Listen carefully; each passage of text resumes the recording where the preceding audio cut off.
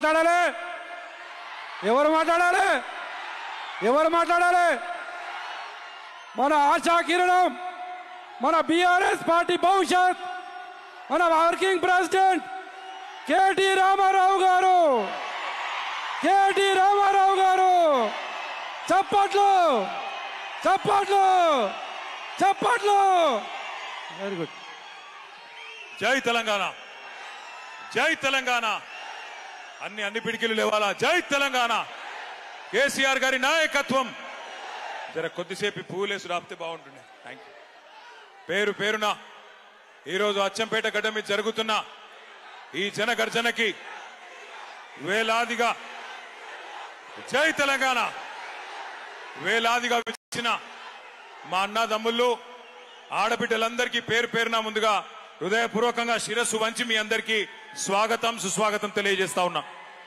గౌరవనీయులు వేదిక పైన ఉన్న పెద్దలు నాగర్ కర్నూల్ మాజీ శాసనసభ్యులు ఈరోజు అచ్చంపేటలో ఈ కార్యక్రమ ఏర్పాట్లో కీలక పాత్ర పోషించి ఇప్పుడే మీ ముందు స్ఫూర్తిదాయకంగా మాట్లాడిన గౌరవనీయులు సోదరులు శ్రీ మర్రి జనార్దన్ రెడ్డి గారికి గౌరవనీయులు పెద్దలు మాజీ మంత్రివర్యులు శ్రీ సింగిరెడ్డి నిరంజన్ రెడ్డి గారు గౌరవనీయులు పెద్దలు మాజీ మంత్రివర్యులు శ్రీ శ్రీనివాస్ గౌడ్ గారు గౌరవనీయులు మరొక మాజీ మంత్రివర్యులు పెద్దలు డాక్టర్ లక్ష్మారెడ్డి గారు గౌరవనీయులు పెద్దలు మొన్ననే నాగర్ కర్నూల్ పార్లమెంట్ నుంచి పోటీ చేసి మీ అందరి అభిమానాన్ని పెద్ద ఎత్తున సంపాదించుకున్న గౌరవనీయులు డాక్టర్ ఆర్ఎస్ ప్రవీణ్ కుమార్ గారు గౌరవనీయులు పెద్దలు అచ్చంపేట నియోజకవర్గంలో ఏనాడో మరి ఒక సీనియర్ రాజకీయ నాయకుడిగా రాష్ట్ర స్థాయి నాయకుడిగా ఎప్పుడో రావాల్సిన అన్న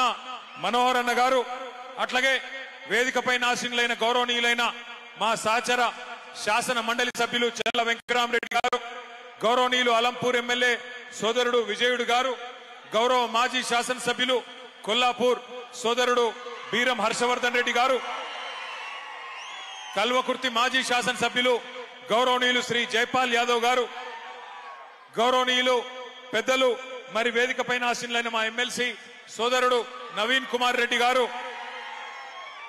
గౌరవ మాజీ ఎమ్మెల్యే గారు నిన్ననే ముఖ్యమంత్రి సొంత నియోజకవర్గమైన కొడంగల్ మాజీ శాసనసభ్యుడు మళ్ళీ తిరిగి కాబోయే శాసనసభ్యుడు సోదరుడు శ్రీ పట్నం నరేందర్ రెడ్డి గారు వేదికపై ఆసీనులైన మా సోదరిమణులైన కార్పొరేషన్ చైర్మన్లు సోదరి శ్రీమతి రజనీ సాయి చంద్ గారు అట్లాగే వేదికపై ఆసీనులైన ఇమ్తియాజ్ ఇషాక్ గారు అట్లాగే మా సోదరుడు ఆంజనేయ గౌడ్ గారు ఇంకా గెల్లు శ్రీనివాస్ యాదవ్ గారు వాల్యా నాయక్ గారు అట్లాగే మన బైకాని శ్రీనివాస్ యాదవ్ గారు ఇంకా పేరు పేరున మా వెంకటేష్ గారు తలకొండపల్లి మాజీ జెడ్పీటీసీ ఉప్పల వెంకటేష్ గారు ఆలా వెంకటేశ్వర రెడ్డి గారు దేవరకద్ర మాజీ శాసనసభ్యులు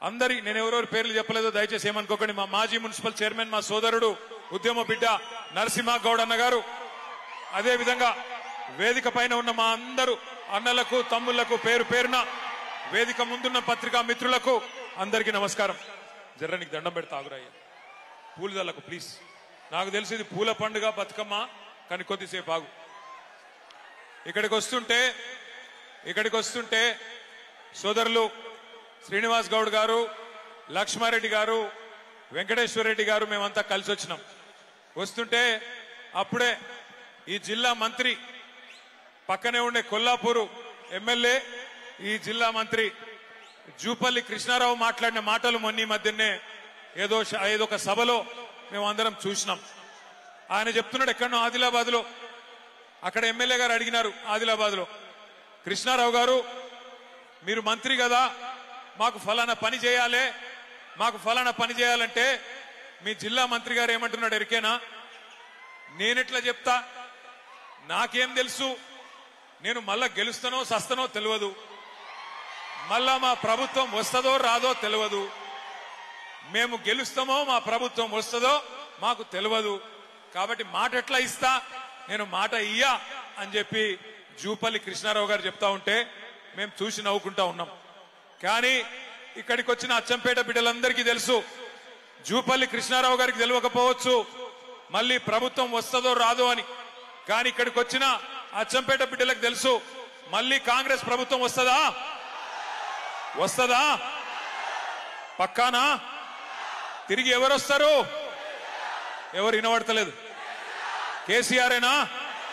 పక్కానా? పక్కానటోళ్ళు ఒకసారి చేయిలు అవట్టండి. అందరు 2 చేయిలు అవట్టండి. జై తెలంగాణ. మంత్రులకు సోయి లేకపోవచ్చు, మంత్రులకు సోయి లేకపోవచ్చు, తెలివి లేకపోవచ్చు, కానీ అచ్చంపేట బిడ్డలకు మాత్రం తెగువ ఉంది, పౌరుషం ఉంది, తెలివి ఉంది. కాబట్టి మీరు చెప్తున్నారు ఈ దుర్మార్గ కాంగ్రెస్ ప్రభుత్వాన్ని మళ్ళీ రానియమని చెప్తున్నారు. ఇవాళ అచ్చంపేటలోనే అక్కడ ప్రభుత్వం ఎన్నికల నోటిఫికేషన్ ఇచ్చే క్రమంలో ఉంటే అచ్చంపేటలోనే ఈ కార్యక్రమం పెట్టుకునే తందుకు ఒక ప్రత్యేకత ఉన్నది. మీ అచ్చంపేట నియోజకవర్గంలో ఇక్కడ పుట్టిన ఒక వ్యక్తి ఇవాళ రాష్ట్రానికి ముఖ్యమంత్రిగా ఉన్నాడు.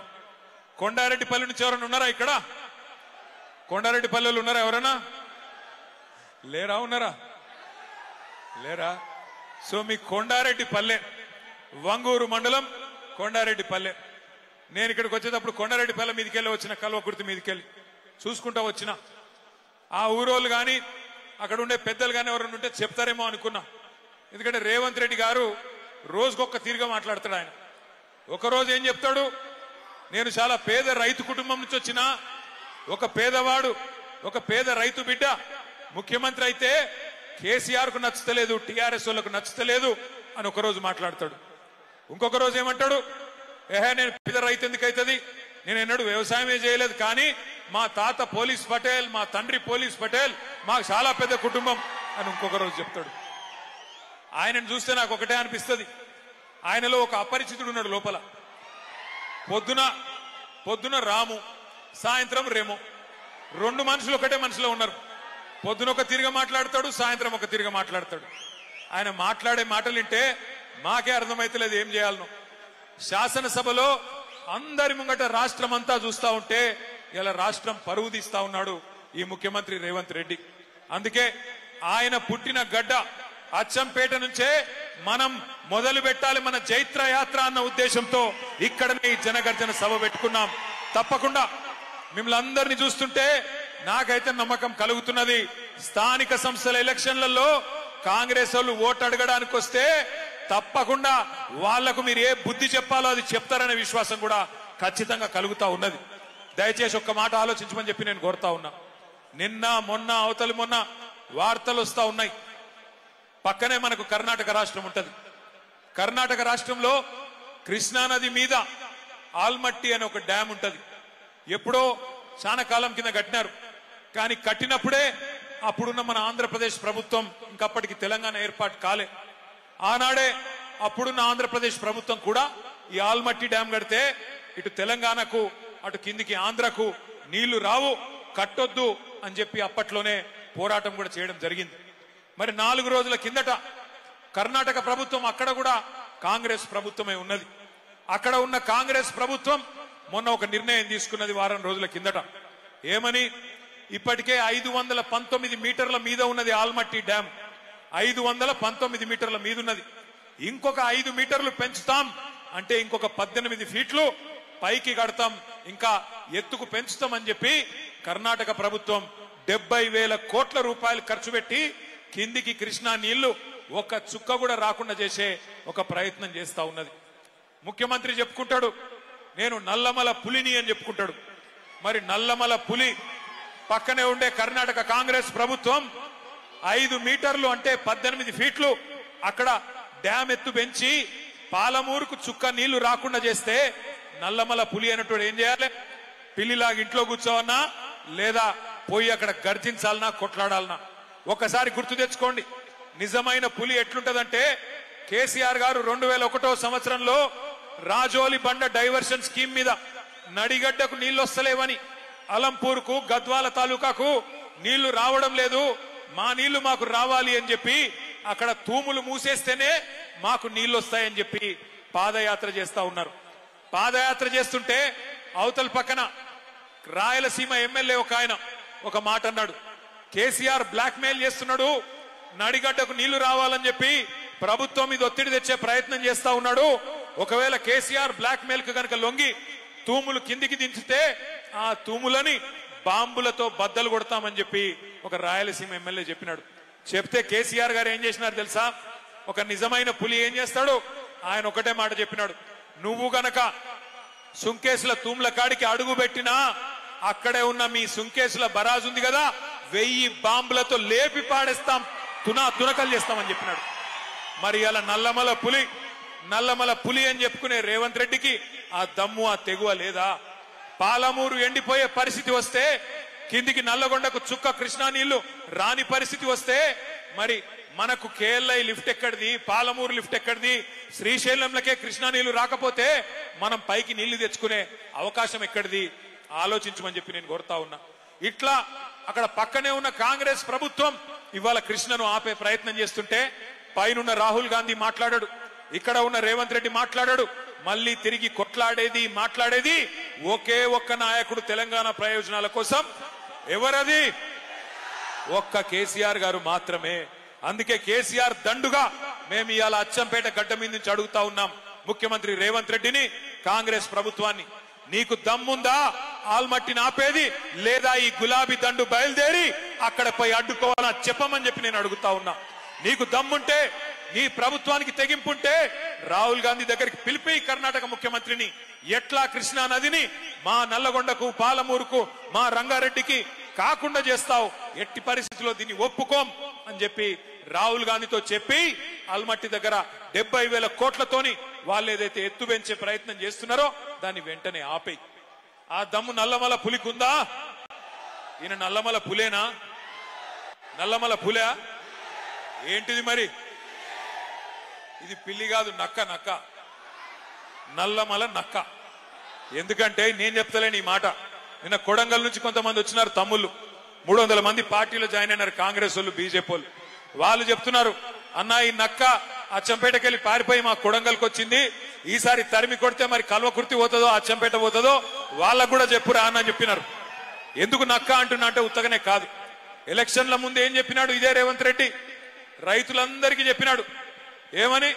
కేసీఆర్ రైతు రుణమాఫీ చేసిండు, కానీ నాకు ఓటేస్తే మళ్ళొక్కసారి 2 లక్షల రుణమాఫీ చేస్తా, ఎంబడే సంతకం పెడతా, డిసెంబర్ 9 నేను వస్తున్నా, ఎంబడే పెడతా, మీరు ఉరుకురికి తెచ్చుకోండి అన్నాడు. జరిగిందా రుణమాఫీ? అయిందా కాలేదా? చారాన అయ్యింది, బారాన కాలే. చారాన అయ్యింది, బారాన కాలే. ఇంకేం చెప్పిండు? ఇంకా 6 గ్యారంటీలు అన్నాడు. 6 గ్యారంటీలు. ఇది రాహుల్ గాంధీ గ్యారంటీ, రేవంత్ రెడ్డి గ్యారంటీ, బట్టి విక్రమార్క గ్యారంటీ అని చెప్పి ఎన్ని కథలు చెప్పిండో ఒక్కసారి గుర్తు తెచ్చుకోండి. నేను మొన్న సూర్యాపేట పోయినా, అక్కడ సోదరుడు పెళ్ళైంది మన కార్యకర్తది. అక్కడ పోయే వరకు ఆ సోదరుడు వాళ్ళ అమ్మగారిని పిలిచిండు, ఇంట్లోకెళ్ళి పిలిచి, అన్న మా అమ్మగారు అని పరిచయం చేశా. అమ్మ బాగున్నారా అన్న? బాగానే ఉన్న బిడ్డ అన్నది. అన్నాక మరి మీరు కొత్త కోడల్ని బాగా చూసుకుంటున్నావా అన్న. ఆ అమ్మాయి ఏమన్నదంటే, ఏం కోడలు బిడ్డ అన్నది. నేను పరేషాన్ అయినా. ఇట్లాంటుంది, నిన్నగాక మొన్న పెళ్ళైంది, అప్పుడే కోడల మీద ముక్కిరిసినట్టు మాట్లాడుతున్నది, ఏమైంది తల్లికి అనుకున్నా. ఏమైందమ్మా అన్న. ఏమో బిడ్డ, కొత్త కోడలు వస్తే 2500 వస్తాయి అనుకున్న నెలకి, ఏమొచ్చినా ఏం రాలేదు అన్నది. ఆ కోడల పిల్ల కూడా చాలా గడుసు తిన్నది.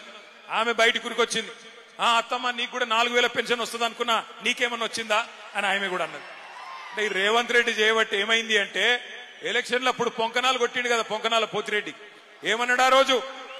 అత్తకు 4000, కోడలకు 2,500 వచ్చినాయా ఎక్కడన్నా? ఆఖరి కొండారెడ్డి పల్లిలను వచ్చినాయా? ఎవలకు లేవు. అత్తకు 4000 రాలేదు. ముసలాయనకు గుడిస్తా అన్నాడు. ముసలమ్మకే కాదు, ముసలాయనకు గుడిస్తా. కేసీఆర్ ఇంట్లో ఒకరికి ఇస్తున్నాడు, నేను 2కి ఇస్తా అన్నాడు. ముసలాయనకు లేదు, ముసలమ్మకు లేదు. గవే 2000, గవే కేసీఆర్ పెంచిన 2000. ఆ 2000 కూడా 2 సార్లు ఎగ్గొట్టిండు. ఆ 2000 పెన్షన్ కూడా 2 నెలలు ఎగ్గొట్టిండు రేవంత్ రెడ్డి. అట్లాగే కోడలి పిల్లలకు చెప్పినాడు, మహాలక్ష్మి పథకం కింద మీరు 18 ఏళ్లు నిండిన ఆడబిడ్డలందరికీ డిసెంబర్ నెల నుంచే 100 రోజులు నిండంగానే నెలకు 2,500 మీకు ఇచ్చేస్తా అని చెప్పినాడు. అందుకే ఇవాళ మేము ఒక పని చేసినాం. ఏం చేసినామంటే, వీళ్ళు కాంగ్రెస్ వాళ్ళు ఎలక్షన్లకు ముందు గ్యారంటీ కార్డులు మంచిని యాదికుందా, ఇది మా గ్యారంటీ అని. అందుకే ఇవాళ అచ్చంపేటలో మీ అందరికీ నేను కాంగ్రెస్ ఓలోలకు ఎంతెంత బాకీ పడ్డదో కాంగ్రెస్ బాకీ కార్డు ఇంటింటికి పంచబోతా ఉన్నాం.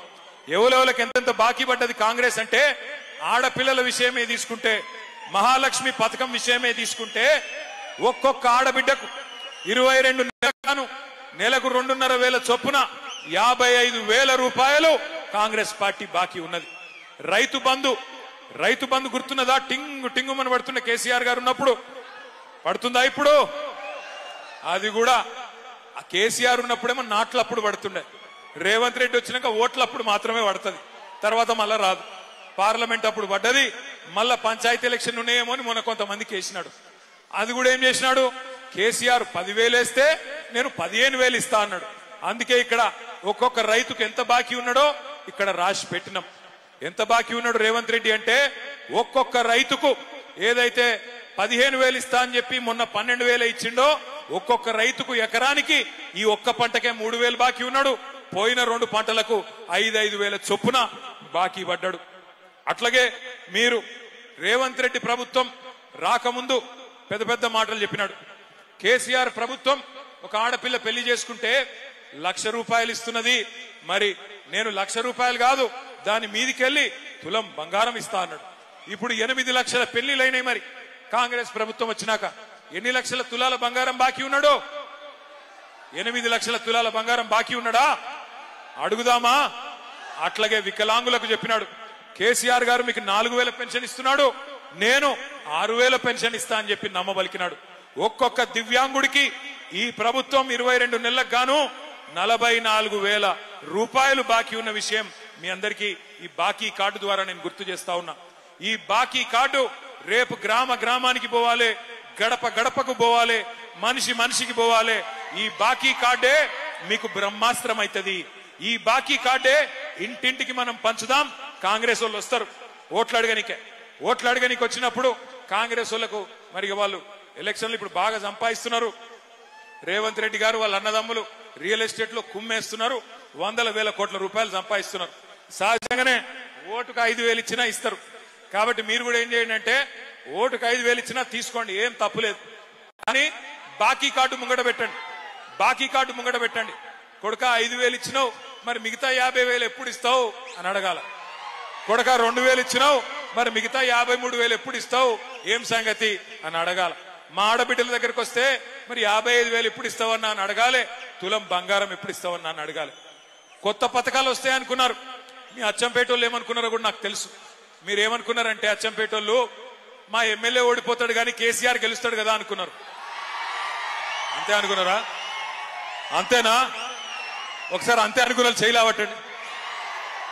అందరూ అంతే అనుకున్నారా? అంటే పోతే మా ఎమ్మెల్యే పోతాడు కానీ కేసీఆర్ అయితే ముఖ్యమంత్రిగా ఉంటాడు అనుకున్నారు. అట్లాగే పక్క కొల్లాపూర్ వాళ్ళు అట్లే అనుకున్నారు, యువత వాళ్ళు కూడా అట్లే అనుకున్నారు. అందుకే ఓడిపోయినాం మనం. ఎక్కడో వాళ్ళు అక్కడ అట్లే అనుకొని మీరు మోసపోయి ఇలా గోసపడతా ఉన్నారు. చిలుకకు చెప్పిండు కేసీఆర్ గారు, ఇదే అచ్చంపేటలో చెప్పినాడు. ఏం చెప్పినాడు? మోసపోతే గోసపడతారని చెప్పినారు. మరి ఇప్పుడు చూస్తున్నారు కదా, యూరియా బస్తాల కోసం లైన్లు కట్టే దిక్కుమాలిన రోజులు వచ్చినాయి. కేసీఆర్ ఉన్నప్పుడు ఉండేనా ఈ పరిస్థితి? యూరియా కోసం యుద్ధాలు చేసే పరిస్థితి ఉండేనా? ఇలా పొద్దున పోతే ఎప్పుడొస్తుందో యూరియా బస్తా తెలియదు, ఎప్పుడు మళ్ళా ఇంటికి వస్తాడో మనిషి తెలియదు. కొంతమంది లైన్లలో నిలబడి చక్కెర వచ్చి పడిపోతున్నారు, కొంతమంది అక్కడనే చచ్చిపోయిన వాళ్ళు ఉన్నారు. మొన్న ఒక గిరిజన మహిళ మిర్యాలగూడ నియోజకవర్గంలో ఆ తోకిసలాటలో అక్కడనే పడి చచ్చిపోయిన పరిస్థితి ఒక గిరిజన రైతు. ఇటువంటి పరిస్థితి కేసీఆర్ ఉన్నప్పుడు ఉండేనా? ఎన్నడన్నా రైతుకు ఇబ్బంది కలిగిందా కేసీఆర్ గారు ఉన్నప్పుడు? ఇవాళ ఆలోచించమని కోరుతా ఉన్నా. ఆల్మట్టి ఎత్తు పెంచుతుంటే మాట్లాడాడు, యూరియా ఇయ్యడు, రైతు బంద్ అయ్యాడు, బోనస్ ఇచ్చిండా? బోనస్ బోగస్ అయ్యింది. రైతును ఇవాళ అరిగోస పెడుతున్నాడు రేవంత్ రెడ్డి గారు. మన ప్రభుత్వం ఉన్నప్పుడు మనం ఇక్కడ ఉండే కల్వకుర్తి లిఫ్ట్ ఇరిగేషన్ ను వేగంగా పూర్తి చేసి 4 లక్షల ఎకరాలకు నీళ్లు తీసుకొచ్చి అచ్చంపేటలో కూడా 90,000 ఎకరాలకు నీళ్లు ఇచ్చిన ఘనత కేసీఆర్ గారి ప్రభుత్వానికి. ఆ 90,000 సరిపోవు, మరి ఖచ్చితంగా ఇంకా ఎక్కువ చేయాలన్న ఉద్దేశంతో అచ్చంపేట లిఫ్ట్ ఇరిగేషన్ అని చెప్పి ఇంకొక 1,350 కోట్ల రూపాయలతో అచ్చంపేట లిఫ్ట్ ఇరిగేషన్ కూడా కేసీఆర్ గారు మంజూరు చేసినారు.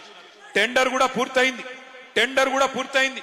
ఈ 2 ఏళ్లలో రేవంత్ రెడ్డికి నిజంగానే నల్లమల బిడ్డ అయితే, అచ్చంపేట గడ్డ మీద పుట్టిన కొండారెడ్డిపల్లిలో పుట్టిన బిడ్డ అయితే ఈ 2 ఏళ్లు సరిపోలేదా పూర్తి చేసేందుకు? పూర్తి చేయలేదు. ఎక్కడ ఉన్నదాన్ని అక్కడనే వదిలిపెట్టిండు. మరొక 75,000 ఎకరాలకు మీకు కూడా నీళ్లు వస్తా ఉండే. ఇంకొక మాట కూడా నేను చెప్తా ఉన్నా. పాలమూరు రంగారెడ్డి ఎత్తిపోతల పథకం చెప్తా కాలేజ్ ఫీజు గురించి. పాలమూరు రంగారెడ్డి ఎత్తిపోతల పథకం కేసీఆర్ గారు 90% పూర్తి చేసినారు. ఏదులా పూర్తయింది, నార్లాపూర్ పూర్తయింది, వట్టెం పూర్తయింది, కరివెన రిజర్వాయర్ పూర్తయింది, ఉద్దండాపూర్ పూర్తయింది. మొత్తం రిజర్వాయర్లన్నీ పూర్తయినాయి. 90% పూర్తయింది. నార్లాపూర్ దగ్గర ఒక పంపు కూడా చాలు చేసి నీళ్ళిచ్చే అవకాశం కూడా ఉన్నది. 90% పూర్తయితే ఆ పథకం ఇంకొక 10% మాత్రమే పూర్తి చేయాల్సి ఉంటే రేవంత్ రెడ్డి దాన్ని మాత్రం ముట్టుకుంటలేడు. ఎందుకంటే పాలమూరు రంగారెడ్డి ఎత్తిపోతల పథకం అది పూర్తి చేస్తే కేసీఆర్ కు పేరు వస్తుంది. అందుకే ఏం చేసిండరికైనా ఆ పాలమూరు పథకానికి వాళ్ళ మామ పేరు పెట్టుకున్నాడు, జైపాల్ రెడ్డి గారు పేరు పెట్టినాడు. మరి జైపాల్ రెడ్డి గారు ఏం చేసిండ్రో, ఆయన పథకంకి ఆయనకేం సంబంధమో నాకైతే తెలియదు. నేను మిమ్మల్ని అందరినీ కోరుతా ఉన్నా, పాలమూరు ఎత్తిపోతల పథకం గాని అచ్చంపేట ఎత్తిపోతల పథకం గాని ఈ రెండింటినీ పండబెట్టిండు, ఈ రెండింటినీ పక్కన పెట్టిండు. ఆల్మట్టి అక్కడ కడుతుంటే కృష్ణలో ఒక్క చుక్క నీరు రాకుండా పక్కన కర్ణాటక కాంగ్రెస్ ప్రభుత్వం కుట్ర చేస్తుంటే నోరు మూసుకొని ఉన్నాడు. ఎక్కడ రాహుల్ గాంధీ తీసి పారేస్తాడేమో అని భయపడతా ఉన్నాడు. కానీ తెల్లారు లేస్తే ఒకటే పని రేవంత్ రెడ్డి గారికి, కేసీఆర్ గారి జపం మాత్రం చేస్తున్నాడు. రోజు తెల్లారు లేస్తే కేసీఆర్ తిట్టుడు, కేసీఆర్ ను రోజు మన్నువోసుడు, కేసీఆర్ గారి మీద రోజు తిట్లు శాపనార్థాలు తప్ప ఇంకొక మంచి మాట మాత్రం ఆయన నోట్లోంచి రాదు. ఒకసారి ఆలోచించండి. మనం కూడా చాలా మంది ముఖ్యమంత్రులను చూసినాం. ఎన్టీ రామారావు గారిని చూసినాం, తర్వాత చంద్రబాబు నాయుడు గారిని చూసినాం, తర్వాత రాజశేఖర రెడ్డి గారిని చూసినాం, తర్వాత రోషయ్య గారిని చూసినాం, కిరణ్ కుమార్ రెడ్డి గారిని చూసినాం, ఆ తర్వాత కేసీఆర్ గారిని చూసినాం, ఇప్పుడు రేవంత్ రెడ్డి గారిని చూస్తా ఉన్నాం.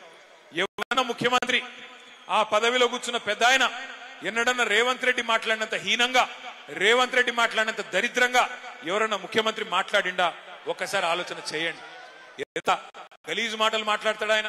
నీ గుడ్లు వీకి గోటీలు ఆడతా అంటాడు, నీ మెడల పేగులు తీసుకొని నీ పేగులు తీసుకొని మెడలు వేసుకుంటా అంటాడు.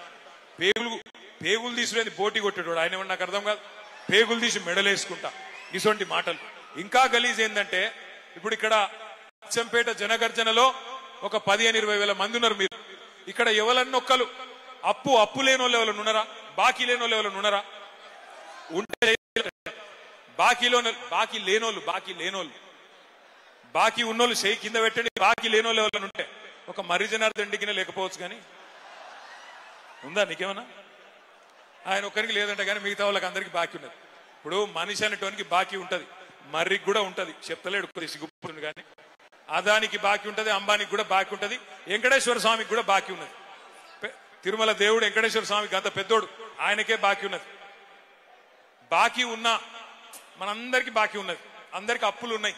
కానీ తిట్టుకుంటాం, ఆ రోజు బయట చెప్తామా, నేను దివాలా తీసినా, నేను సంకనాకి పోయినా, నాకు బాకీ ఉన్నది, నేను ఎత్తిపోయినా అంటే ఎవడన్నా మార్కెట్లో మనకు విలువ ఉంటుందా?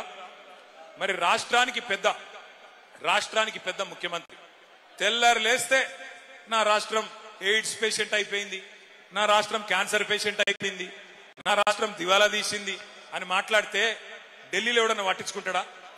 మళ్ళీ ఆయననే చెప్తాడు. ఏం చెప్తాడు? ఢిల్లీలో నన్ను ఎవడు అపాయింట్మెంట్ ఇస్తలేడు, అక్కడ పోతే నన్ను దొంగను చూసినట్టు చూస్తున్నారు. మరి అది నాకు తెలియక అడుగుతా, దొంగను దొంగ లెక్కనే చూస్తారు కదా, ఇంకెట్లా చూస్తారు?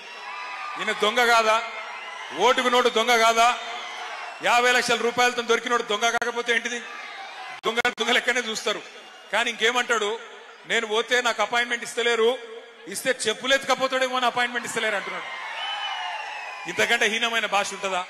మనందరం కూడా అప్పున్నా బాకీ ఉన్నా, లోపల బనీన్కు పొక్కలున్నా, మీదికెళ్ళి మాత్రం కడక్ అంగి వేసుకొని తిరుగుతాం. ఎందుకు? మళ్ళీ అప్పు ఉట్టాలనా లేదా, నడిపియాలనా లేదా సంసారం? అందుకే అట్లా కడక్కుండే ప్రయత్నం చేస్తాం. ఇప్పుడు ఒక మాట అడుగుతాం మిమ్మల్ని. ఇప్పుడు నేనున్నా, నాకు కూడా అప్పు ఉన్నది, అప్పు తీసుకున్నా అనుకో. ఈ మరిజన కాడ నేను ఒక 5 లక్షలు అప్పు తీసుకున్నా అనుకో. అరే నిజంగా తీసుకోలేదురా భయ్, ఆగురు, తీసుకున్నా అనుకో. చెప్తా మర్రికి ఏం చెప్తా నేను, అన్నా ఒక 6 నెలలకు ఇస్తేనే జర్ర మితి లేకుండా లేదా తక్కువ మితితో అని చెప్తా. సరే మరి జనార్దన్ రెడ్డి నా దోస్తు కాబట్టి ఇచ్చిండు. 6 నెలలు అయిపోయింది, చూసిండు పాపం. 6 నెలలకు నేను ఇంక ఇస్తలేను పైసలు. ఫోన్ చేసిండు. నేనేం చేస్తున్నా, ఫోన్ కట్ చేస్తున్నా. సారీ ఐఎమ్ బిజీ అని ఫోన్ కట్ చేస్తున్నా, ఎత్తుతలేను, తప్పించుకుంటున్నా.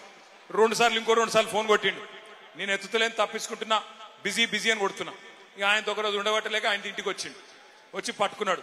ఏమైనా నువ్వు, నాకు అర్థం కాదు, నీకు ఇస్తి పైసలు నువ్వు చెప్పిన మాట ప్రకారం మరి అలా మళ్ళా వాపస్ ఇవ్వమంటే డ్రామాలు చేస్తున్నావా, ఏం చేస్తున్నావు అని లొల్లి పెడతారు కదా, పెడతాడు ఎవరైనా కూడా.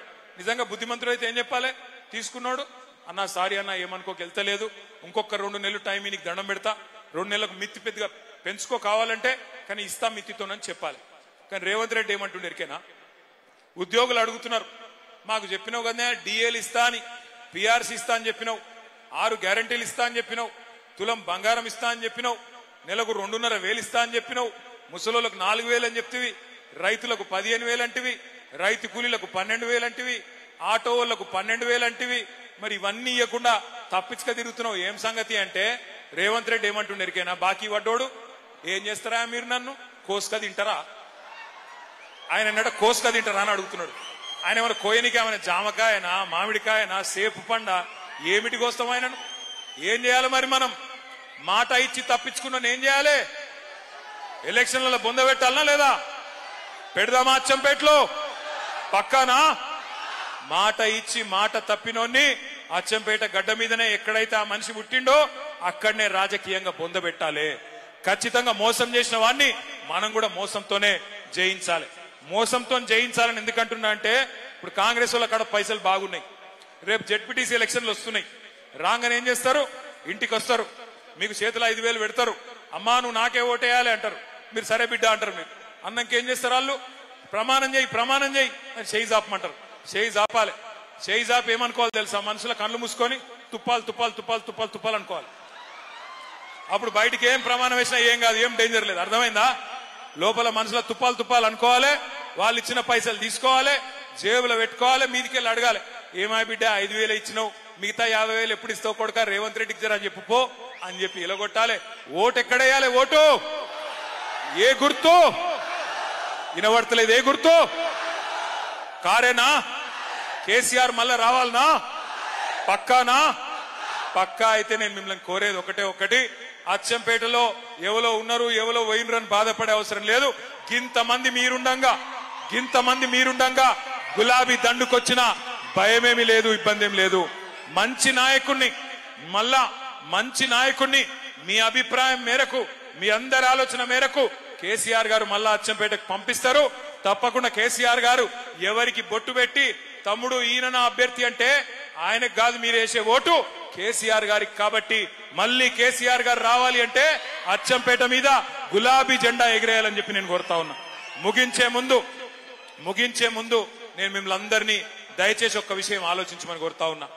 ఇవాళ ఇటు కాంగ్రెస్ గాని అటు కేంద్రంలో ఉన్న బీజేపీ గాని ఈ 11-12 ఏళ్లుగా సతాయించుకుంటూ వస్తా ఉన్నాయి. ఒక్కటంటే ఒక్క నవోదయ పాఠశాల కొత్త జిల్లాలు ఏర్పాటు చేసుకున్న నగర్ కర్నూల్లో మనకు బీజేపీ ఇయ్యలే, ఒక్క విద్యా సంస్థ ఇయ్యలే, ఒక్క గుడికి పైసలు ఇయ్యలే, ఒక్క బడికి పైసలు ఇయ్యలే. బీజేపీ కాంగ్రెస్ దొందే. ఇద్దరు కలిసే ఇయ్యాల తెలంగాణను బొందబెట్టే ప్రయత్నం చేస్తా ఉన్నారు. ఇద్దరు కలిసి రాజకీయంగా మరి మనను ఎదుర్కోలేక కేసీఆర్ గారిని మరి అప్రతిష్ట పాలు చేసే ప్రయత్నం చేస్తా ఉన్నారు. ఆలోచన చేయండి మీరు.